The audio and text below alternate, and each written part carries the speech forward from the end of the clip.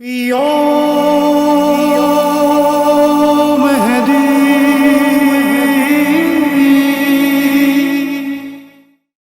اعوذ باللہ من الشیطان الرجیم، بسم اللہ الرحمن الرحیم۔ عزیزان گرامی، اس کے پہلے باب میں نے آپ کی خدمت میں جناب ادریس علیہ السلام کی غیبت کے سلسلے سے گفتگو کی تھی، اور یہ چوتھا باب جو ہے یہ جناب نوح علیہ السلام کے سلسلے سے ہے، اور اس میں بھی جناب نوح علیہ السلام کے سلسلے سے ارشاد ہے، اور جناب نوح علیہ السلام کے سلسلے سے اس میں بیان ہوا ہے اس باب میں کہ جب حضرت نوح علیہ السلام کی نبوت کا اعلان ہوا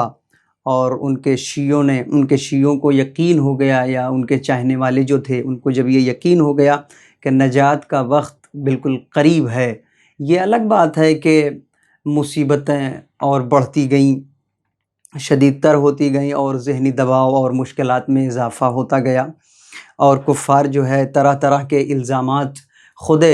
جو ہے نبی پر لگاتے رہے اور بہتان باندھتے رہے، بہتان لگاتے رہے۔ کہتے ہیں کہ 300 سال اسی طریقے سے گزر جانے کے بعد جناب نوح علیہ السلام نے ان کفاروں کے ہاتھوں 300 سال تک اذیت کا سامنا کرنے کے بعد، جب 300 سال تک خود جناب نوح علیہ السلام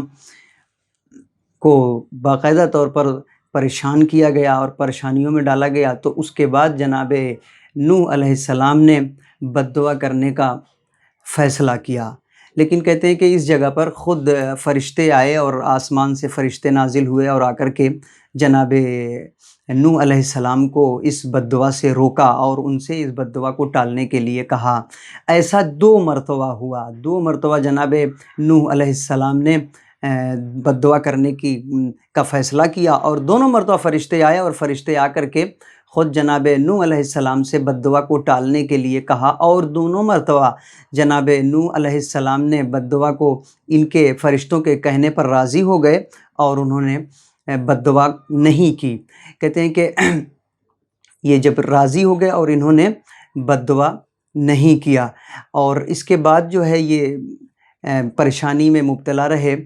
اور اس کے بعد جو ہے جناب نوح علیہ السلام خود اپنے کاموں میں مصروف ہو گئے، وہی اللہ کی طرف دعوت دینا، اور اللہ کو بلانا، اور اللہ کی طرف لوگوں کی رغبت دلانا، اور وہی اسلام کے بارے میں لوگوں کو بتانا، یہ اپنے کاموں میں لگے رہے۔ اگلے 300 سال تک ایسا ہی چلتا رہا، اور اس کے بعد جو ہے اس طرح تبلیغ کے 900 سال جو ہے گزر گئے۔ کہتے ہیں 900 سال گزرنے کے بعد مختلف پیروکار ان کے پاس آئے، اور آ کر کے جو ان کے چاہنے والے تھے، خود جناب نوح علیہ السلام کے جو چاہنے والے تھے، جو شیعہ تھے، وہ آئے ان کے پاس، اور آنے کے بعد ان سے جو ہے شکوہ کیا، اس چیز کا شکوہ کیا کہ جو ان پر مظالم ہو رہے تھے، جو لوگ ان پر ظلم کر رہے تھے، اس ظلم کا شکوہ آ کر کے خود جناب نوح علیہ السلام سے کیا، اور فرمایا کہ آپ اللہ سے دعا کریں تاکہ خدا ہم کو اس ظلم سے نجات عطا فرمائے۔ تو کہتے ہیں کہ جناب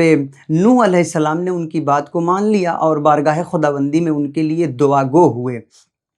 تو اللہ نے جناب نوح پر وحی کی، اور جناب نوح سے فرمایا کہ نوح ان سے کہہ دو،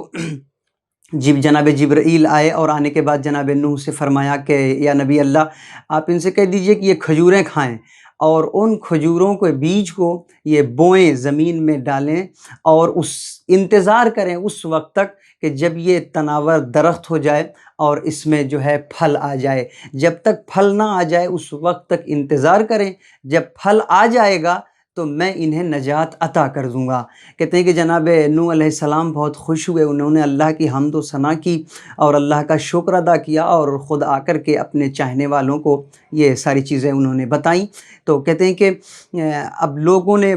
اسی طریقے سے کھجوریں کھائیں، اور باقاعدہ اس کے بیج کو، اس کے بیے کو جو ہے وہ زمین میں دفن کیا، اور وہ باقاعدہ انتظار کیا انہوں نے اس وقت تک کہ جب تک پھل نہ آ گیا، اور جب پھل آ گیا تو اس کے بعد اس پھل کو لے کر کے جناب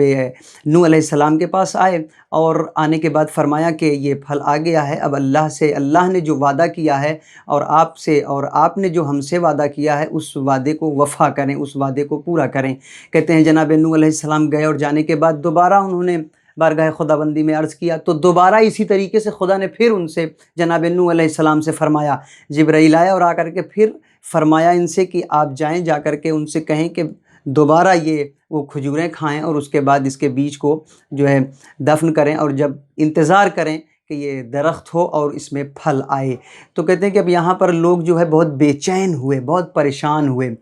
کہ یہ ایسا کیسے ہو سکتا ہے، ایک تو وعدہ بھی پورا نہیں ہوا، اور دوسری چیز یہ ہوئی کہ 2/3 افراد خود اسلام سے دور ہو چکے تھے اور جناب نوح علیہ السلام سے دور ہو چکے تھے، اور صرف 1/3 افراد جو تھے وہ جناب نوح علیہ السلام کے پیروکار تھے، اور وہ جناب نوح علیہ السلام پر ایمان رکھتے تھے۔ کہتے ہیں کہ پھر اسی طریقے سے دن گزرتا رہا، اور پھر ان لوگوں نے انتظار کیا اور پھل آیا، پھر جناب نوح علیہ السلام کے پاس اس پھل کو لے کر کے آئے، اور اس کے بعد جو ہے جناب نوح علیہ السلام نے بیان کیا اور اللہ کی بارگاہ میں گئے اور جا کر کے عرض کیا، تو خدا نے کہا کہ آپ جائیں اور جا کر کے ان سے کہہ دیجئے کہ اللہ نے ان کی دعا کو قبول کر لیا ہے۔ اور پھر اس کے بعد وہ پورا واقعہ جناب نوح علیہ السلام کا کشتی بنانے والا، کہ اللہ نے حکم دیا کہ وہ آپ کشتی بنائیں، اور کشتی بنی، اور اس پر وہی افراد سوار ہوئے جو متقی اور پرہیزگار تھے اور خود جناب نوح علیہ السلام کے شیعہ تھے۔ اس کے بعد جو ہے وہی افراد اس پر سوار ہوئے اور وہی نجات یافتہ بھی ہوئے۔ آخر میں جناب نوح علیہ السلام کا آخری وقت آیا، اور اپنے آخری وقت میں جناب نوح علیہ السلام نے اپنے جو مخصوص ان کے جانشین تھے اور ان کے پیروکار تھے، ان کے بلا کر کے انہوں نے ساری چیزیں عطا کی، اور ان کو جو ہے وہ سب ساری چیزیں ان کو عطا کیا۔ اور یہ جو جانشین تھے اس کے بعد آنے والے نبی تک باقاعدہ طور پر غیبت میں رہے، اور جب ان کے بعد آنے والا نبی اس دنیا میں آ گیا تو ان کی غیبت کا سلسلہ ختم ہوا۔ وصلی اللہ علی محمد وآل محمد۔ الغوث الغوث